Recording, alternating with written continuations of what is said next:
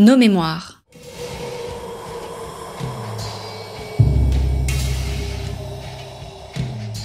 Une émission de la rédaction de Storia Voce.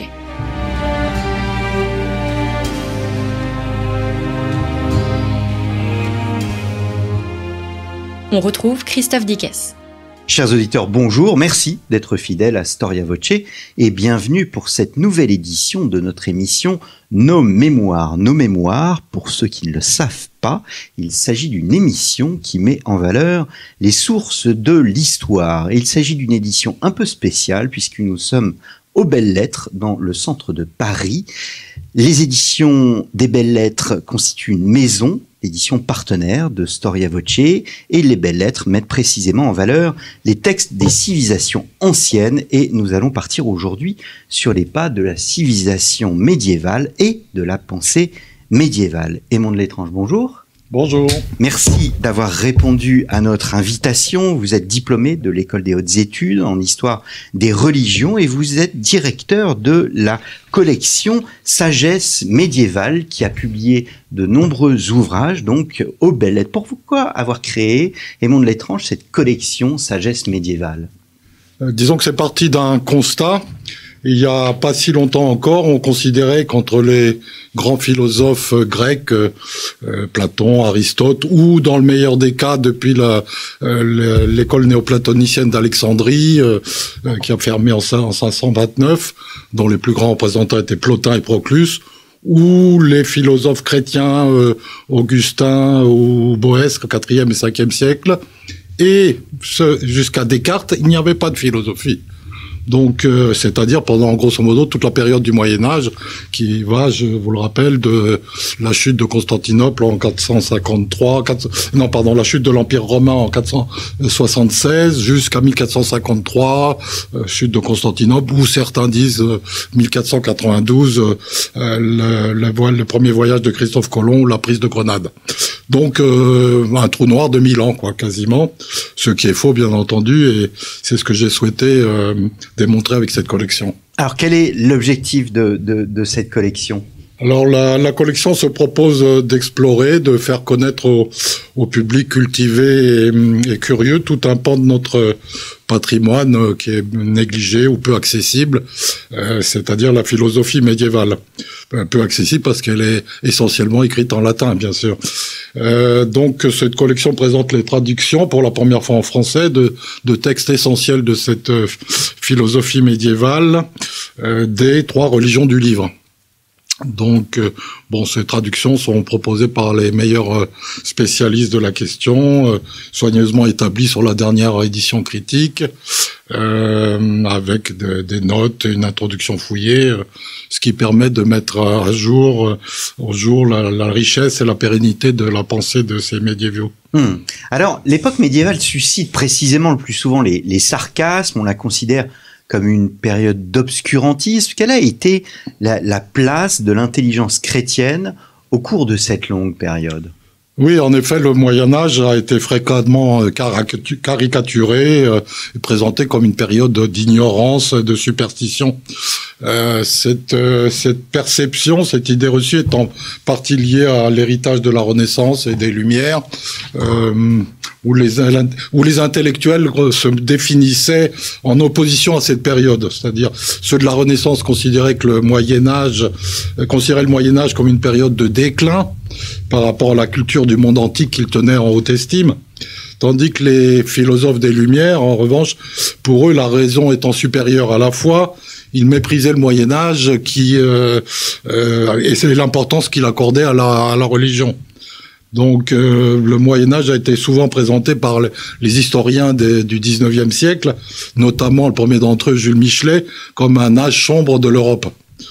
Alors, en ce qui concerne plus particulièrement la philosophie médiévale, ceux qui ne se contentaient pas d'en ignorer l'existence, on était resté à l'opinion d'un Rabelais qui considérait qu'elle, je cite, abâtardissait les nobles esprits et corrompait la jeunesse. Rien que ça. Pour Erasme, la scolastique était un mal public, je cite, tel qu'il ne peut y en avoir de pire dans un État. Et critique son langage barbare, son ignorance des lettres et des langues, et il critique surtout la contamination de la scolastique par la philosophie païenne. il avait coutume de dire quelle relation peut-il y avoir entre le Christ et Aristote. Luther, lui, ira jusqu'à dire que les philosophes du Moyen-Âge ont livré les clés de la théologie et la morale païenne. Plus près de nous, Diderot, dans le dictionnaire de l'encyclopédie, à l'article scolastique, il disait que cette philosophie avait été une des plus grandes plaies de l'esprit humain. Voilà, c'était un peu excessif, bien sûr, parce que le Moyen-Âge fut un âge de redécouverte de l'Antiquité, par la traduction de nombreux textes grecs en latin, en partie grâce à des érudits basés à Byzance ou à Tolède, mais aussi par l'intermédiaire des philosophes arabes et des traductions indirectes du grec vers l'arabe et de l'arabe vers le latin. Est-ce qu'on peut dire paradoxalement du coup que la Renaissance doit au monde médiéval aussi, parce que vous montrez qu'il y a bien dans le monde médiéval une tradition antique qui est renouvelée? Oui, il est habituel de dire que à la Renaissance, on s'intéresse de nouveau à l'Antiquité, et ce qui accompagna le mouvement intellectuel de l'humanisme. En fait, comme on l'a vu, l'Antiquité était loin d'être inconnue au Moyen-Âge. La plupart des auteurs de l'Antiquité grecque et romaine étaient déjà connus et pour la plupart traduits.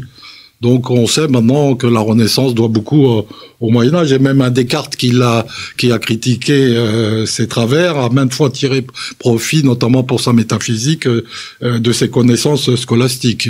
Même chose pour un Leibniz. Alors justement, la scolastique, c'est un peu la scolastique qui est visée dans tout cela. Que désigne la scolastique précisément? Alors, disons que la scolastique serait un pan de la philosophie médiévale qui débuterait au XIe, XIIe siècle, avec quand même des grandes figures comme Anselme de Canterbury ou Abélard ou l'école de Chartres qui redécouvrira Aristote. Donc, la particularité, c'est une philosophie qui est essentiellement développée et enseignée dans les universités. Donc, elle vise à concilier l'apport de la philosophie grecque, l'enseignement d'Aristote, avec l'enseignement de la théologie chrétienne héritée des pères de l'Église. Donc, cette scolastique avait des bases pérennes qui étaient donc l'étude de la Bible, les décisions des conciles, les écrits des saints et des pères de l'Église, les traités attribués à Denis, l'Aréopagite, donc.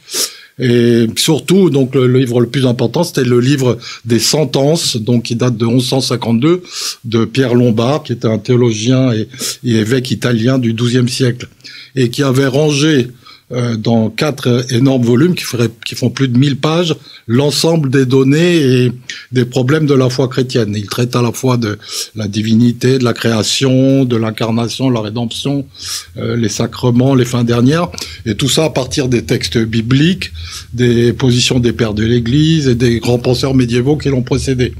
Ce livre c'était très important parce que c'était le manuel théologique de base dans les universités médiévales, et ce jusqu'au XVIe siècle, avant d'être remplacé par la somme théologique d'Aristote.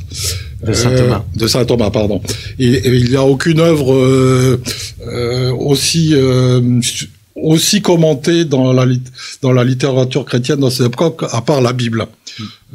Tous les grands penseurs médiévaux, Albert, Thomas, Duns Scotus, Guillaume d'Occam, l'ont commenté. Et voilà, c'était quasiment un passage obligé. Donc ça, c'était une des caractéristiques de la scolastique.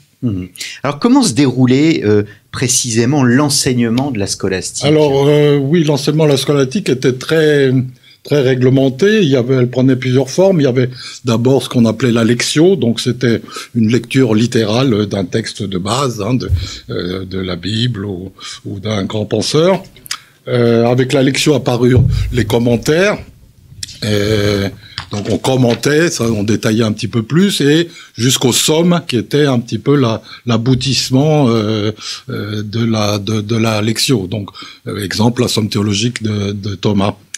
Et puis il y avait une autre manière, une autre forme d'enseignement qui était ce qu'on appelait la disputatio, donc une dispute, c'était une véritable joute verbale entre deux docteurs et entre deux maîtres et leurs étudiants sur un sujet théologique ou de philosophie. Donc ça se déroulait, ce débat, c'était très codifié. Il y avait une question donc qui était formulée sur un texte par un maître. Il y avait ce qu'on appelait un opponent, c'est-à-dire il formulait des objections. Donc c'est ça un petit peu ce qu'on a reproché, c'était ce côté très dialectique. Donc et après un opponent donc formulait des objections et il y avait un respondent, en général un bachelier, un étudiant, qui était chargé d'opposer des contre-arguments de manière à créer un débat.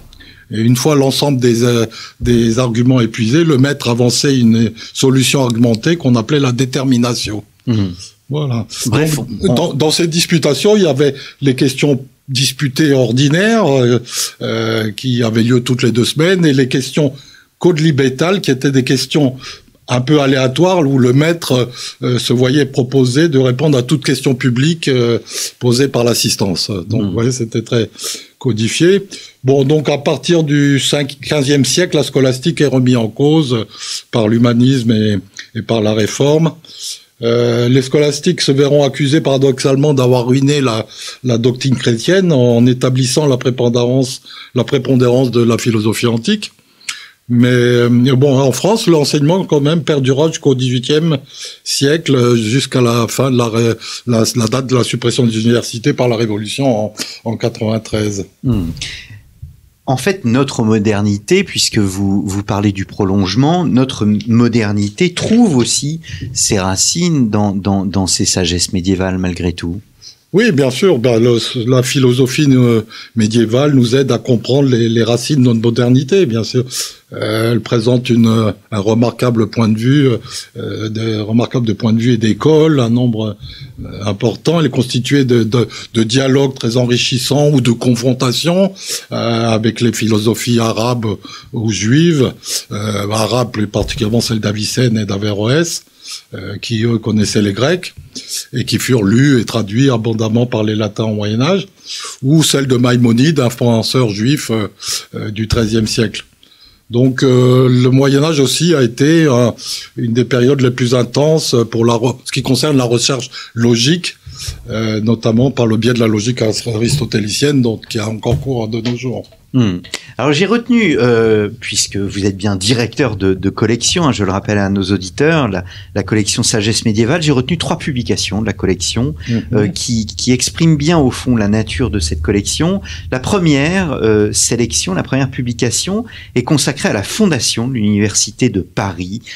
Quand apparaît l'université de Paris? Pascal Bermond, qui a dirigé cette publication, l'introduction, la notation, etc., parle au départ de juxtaposition d'écoles. Oui, parce que l'université de Paris est née en effet du rassemblement de diverses écoles qui existaient depuis environ 1180 dans l'île de la Cité et au quartier qu'on appellera latin depuis, forcément, puisqu'on parlait latin.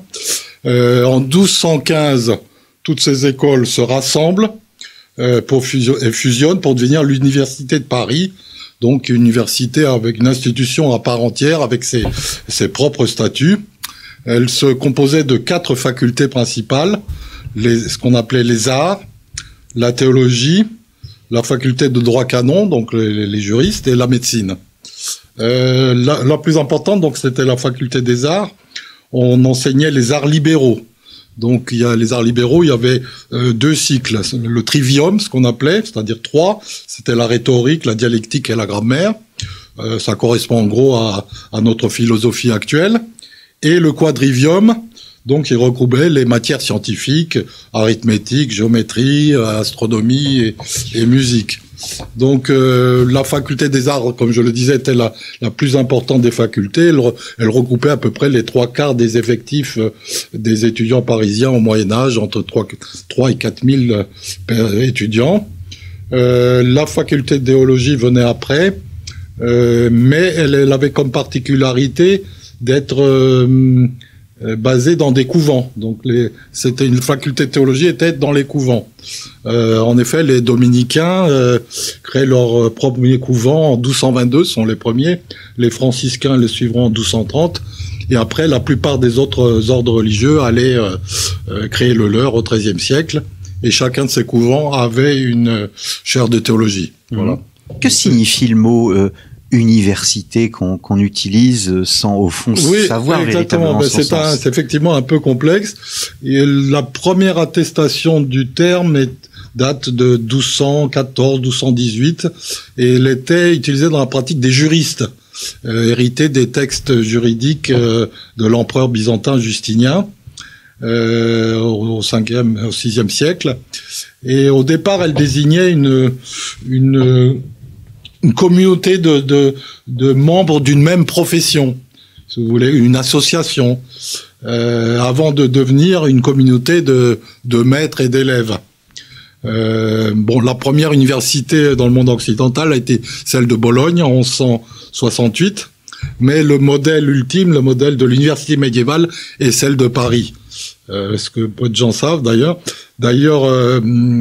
C'est en 1255, le pape Alexandre IV indique que par ce mot, il faut entendre, je cite, tous les professeurs et étudiants en résidence à Paris. Donc pour lui, ça voulait dire, université voulait dire Paris. Voilà. Donc petite anecdote, les étudiants étaient divisés entre nations. Donc il y avait 4 nations principales. Bizarrement la française, la picarde, la normande et l'anglaise, dans laquelle il y avait les Anglais et les Allemands.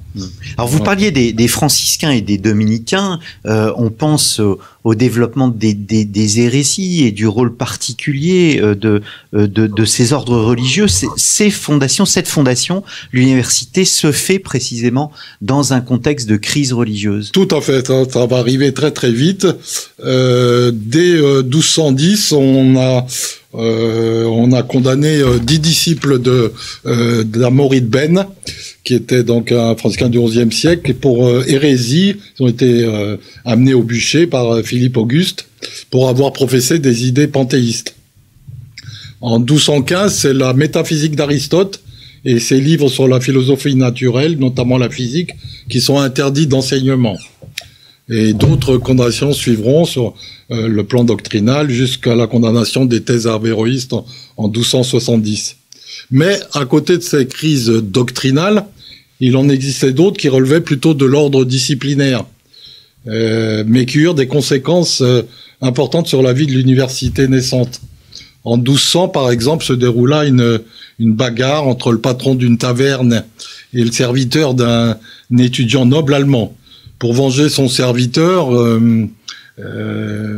accompagné de plusieurs de ses compatriotes, il roua de coups le tavernier. Les hommes du prévôt, donc c'était le préfet de police de l'époque, prirent d'assaut l'hôtel où les Allemands habitaient, tuant 5 hommes. Ce qui suscita l'indignation des maîtres qui portèrent l'affaire devant le roi. Ce dernier fit emprisonner le dévot, contrairement à ce qu'on croit, il a donné tort à son officier de police. Et ce fait divers, ce qu'on peut appeler un fait divers, en fait, est une conséquence très importante pour la vie de l'université, car suite à cela, le roi accordera aux étudiants le privilège du fort, ce qu'on appelle du fort, c'est-à-dire l'assurance qu'ils seront jugés par le tribunal de l'évêque et non pas par le tribunal du roi, ce qui n'est pas rien quand même. Le Philippe Auguste donc leur assurait ainsi, en quelque sorte, la liberté, ce qu'on appelait la liberté des étudiants, ce qui aura pour effet de favoriser l'essor intellectuel de Paris. Et une autre affaire aussi un peu similaire a eu lieu avec des conséquences très importantes en 1229. À l'occasion du Mardi Gras, des étudiants éméchés s'en prirent à des cabaretiers sur le prix du vin. Bon, ça paraît très prosaïque, mais bon, vous verrez que les conséquences sont importantes. Bon, ça a déclenché l'intervention des habitants qui rouèrent à leur tour les 2 coups les étudiants. Des représailles s'en suivirent. Bon, une plainte fut déposée auprès de l'évêque de Paris, Guillaume d'Auvergne, qui, au lieu de prendre l'affaire en main comme l'autorisait le privilège de Philippe Auguste, s'en remit à Blanche de Castille, la mère de Saint-Louis. Alors, celle-ci a eu la mauvaise idée d'envoyer des sergents royaux qui rétablirent l'ordre en tuant plusieurs innocents. Certains témoins parlent même jusqu'à 300 étudiants noyés en Seine. Bon, ça, c'est des témoins de l'époque. Les chiffres sont très, très imprécis. Alors, les maîtres parisiens, ensuite courroucés par le refus de la reine et de l'évêque de rendre justice à l'université, décidèrent tout d'abord de faire grève. Donc, une des premières grèves de l'histoire.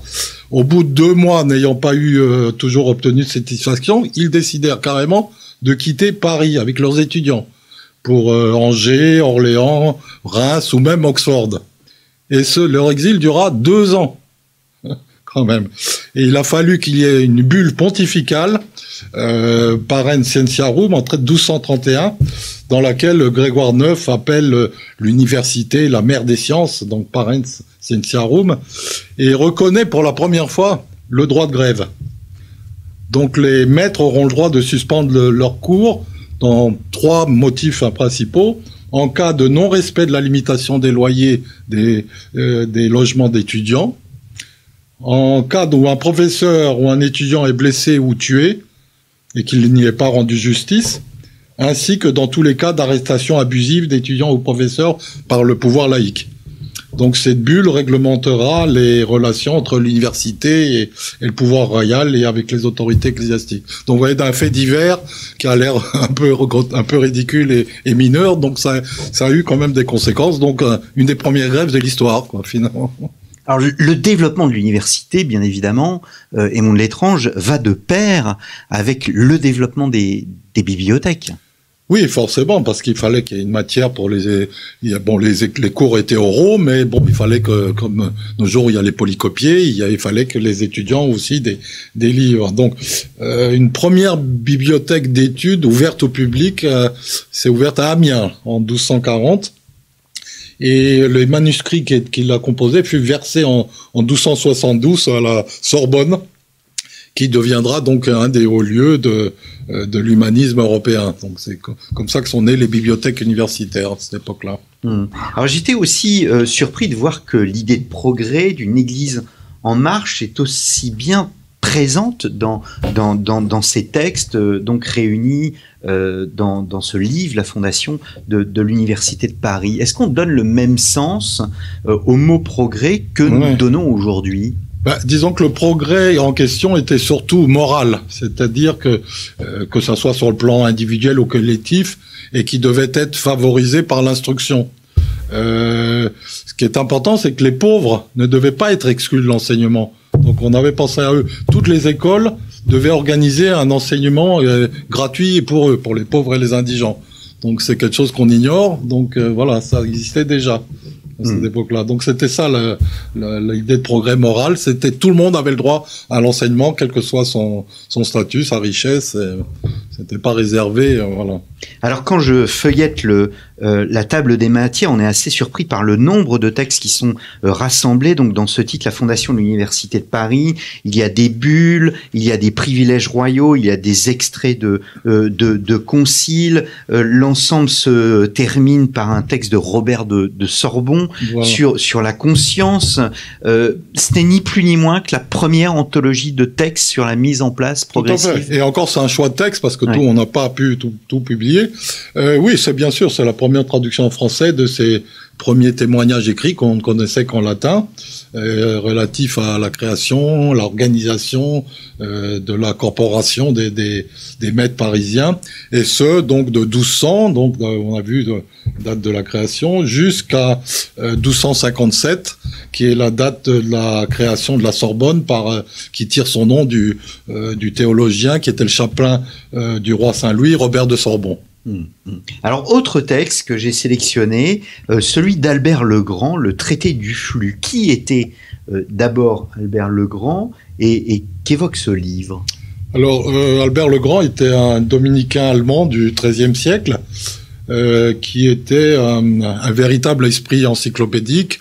Il a traité à la fois, bien sûr, de philosophie, théologie, mais aussi de minéralogie, botanique, zoologie, alchimie. C'est quelqu'un de très important. Il a été canonisé et proclamé docteur de l'Église en 1931 par Pie XI.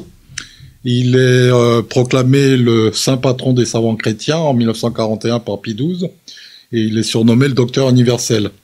Et il enseignera plusieurs années à l'université de Paris, où il aura notamment comme élève pendant 7 ans un certain Thomas d'Aquin. Il est un des premiers à commenter et à enseigner les textes d'Aristote. Il a permis ainsi seconde diffusion en Occident des philosophies grecques et une première diffusion des commentateurs arabes, Avicenne et Averroès. Plusieurs théologiens de renom, comme Thierry de Freiberg, Ulrich de Strasbourg, ou le plus connu d'entre eux, Maître Eckhart, se réclamèrent de lui et formèrent ce qu'on appelle l'école albertiste, qui a perduré jusqu'au XVe siècle, dans plusieurs pays d'Europe. Alors, dans son ouvrage, le De Fluxu, qui est tiré d'une grosse somme, le De Causis, qu'on croyait être un ouvrage d'Aristote, Albert cherche à concilier deux modes de création du monde, a priori inconciliables. L'une, celle des néoplatoniciens, qui fait appel à la notion de procession, que le monde a été créé par procession ou par émanation, si vous voulez, et l'autre chrétienne, qui est une création par Dieu ex nihilo. Donc lui, Albert, tente dans cet ouvrage une réconciliation, si vous voulez, entre ces deux visions de la création. Et il en fait une synthèse originale entre procession néoplatonicienne et création chrétienne, cherchant à dépasser les antagonismes. Sa théorie du flux, il la doit à Denis l'Aréopagite et à Avicenne. Mais ce n'est pas uniquement ça, c'est aussi un traité polémique qui se passe dans les controverses contemporaines du docteur universel, c'est-à-dire il a en ligne de mire aussi les panthéismes matérialistes de David de Dinan et de Amaury de Bent, qu'on a déjà cité, et de l'avéroïsme latin enseigné par les maîtres artiens de l'Université de Paris, dont les principaux représentants étaient Boès de Dacy et Sigé de Brabant, qui seront condamnés en 1277. On est vraiment avec lui dans un monde. Bon, il n'y avait pas de spécialisation comme aujourd'hui. Vous le montrez comme un homme pluridisciplinaire. Oui, c'est quelqu'un qui avait une science immense. Il a écrit surtout des dizaines et dizaines de traités énormes. On connaît seulement un petit pan de son œuvre. Très peu de choses encore sont traduites de lui.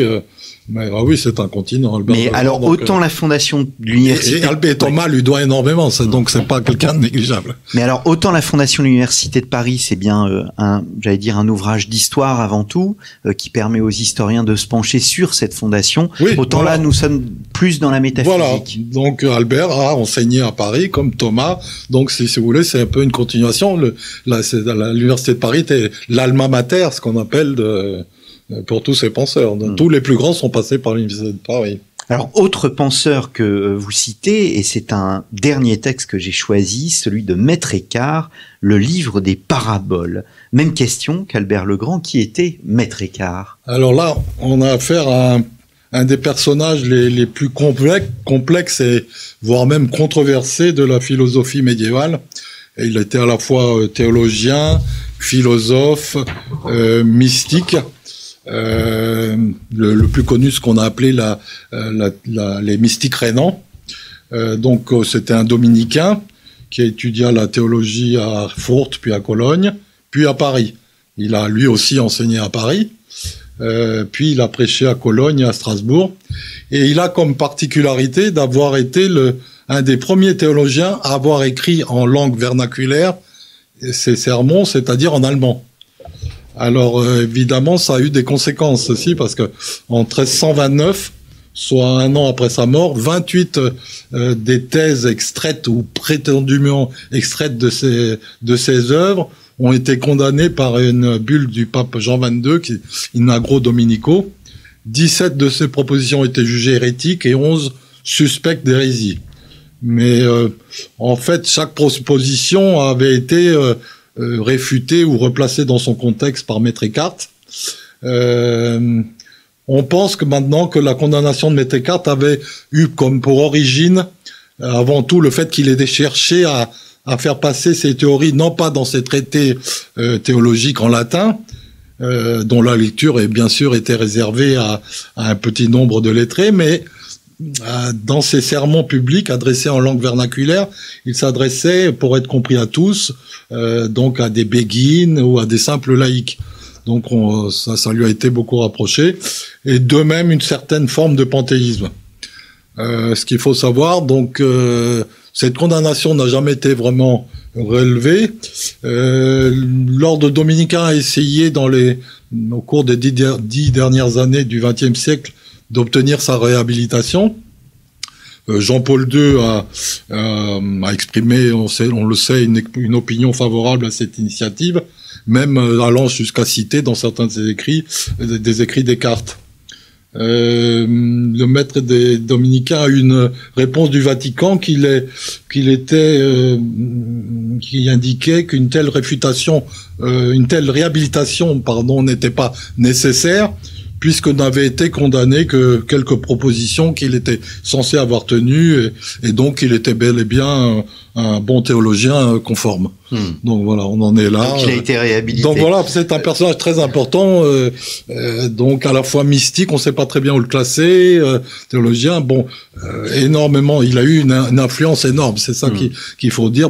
Les romantiques allemands le redécouvrent après à peu près 3 siècles d'oubli, ils tombent complètement dans l'oubli. Schopenhauer ira même jusqu'à dire Bouddha, Eckhart et moi enseignons essentiellement la même chose. Donc son œuvre au XXe siècle a eu aussi une destinée un peu particulière. Le pangermanisme nazi a essayé d'accaparer Eckhart et d'en faire un prototype du grand penseur arien. Ça a échoué. Mais il a eu une influence sur Jung, même sur Jacques Derrida. Heidegger qu'il disait qu'il fallait absolument approfondir la pensée du maître thuringien. Alors c'est la première fois que le livre des paraboles de la Genèse est traduit en français. Oui, c'est sûr. C'est sa première traduction. Donc c'est le livre des paraboles de la Genèse. Et c'est un ouvrage important dans l'œuvre de Maître Eckhart, car il s'agit peut-être de son dernier écrit. On connaît pas encore toute la chronologie de son œuvre. Donc voilà pourquoi il est important. Alors, quels sont les thèmes précisément abordés par ce texte ? Dans cet ouvrage, il développe des thèmes chers, qui lui sont chers, Dieu, éteint et trine, donc la Trinité, l'image de Dieu en l'homme, c'est-à-dire que l'homme créé à son image et qui ne peut être perdu. À l'instar de saint Augustin, qui était un de ses maîtres, l'auteur auquel il se réfère le plus souvent dans son œuvre, qui lui a écrit 5 commentaires de la Genèse. Eckhart, lui, a commenté par 2 fois le livre de la Genèse pour essayer d'en sortir le véritable sens. Dans le premier, il commente de façon plus littérale. Dans le second, celui-ci, il utilise la parabole pour commenter le livre de la Genèse. Il existe une pédagogie de Maître Eckhart. Pourquoi, par exemple, utiliser le style de la parabole ? Alors, cette méthode parabolique, disons, il l'emprunte à Maïmonide, ce grand penseur juif. Et il a, dans l'optique de Maître Eckhart, qu'un seul but, c'est de rendre ce texte fondamental de l'écriture accessible à tous par le biais d'images. Il explique très bien dans son prologue qu'avec les paraboles, il cherche le sens caché de l'écriture, je cite, « ce qui est sous l'écorce de la lettre et le Christ caché dans l'écriture ». Eh bien, merci beaucoup, Aymon Destrange, d'être venu présenter cette collection. Moi qui vous remercie. Sagesse médiévale, donc la fondation de l'Université de Paris 1200-1260, aux belles lettres, bien évidemment. Maître Eckhart, le livre des paraboles de la Genèse, et enfin Albert le Grand, le traité du flux. Je vous remercie, chers auditeurs, pour votre fidélité à notre radio, et je vous donne rendez-vous la semaine prochaine pour une nouvelle émission de Storia Voce. Merci et à très bientôt.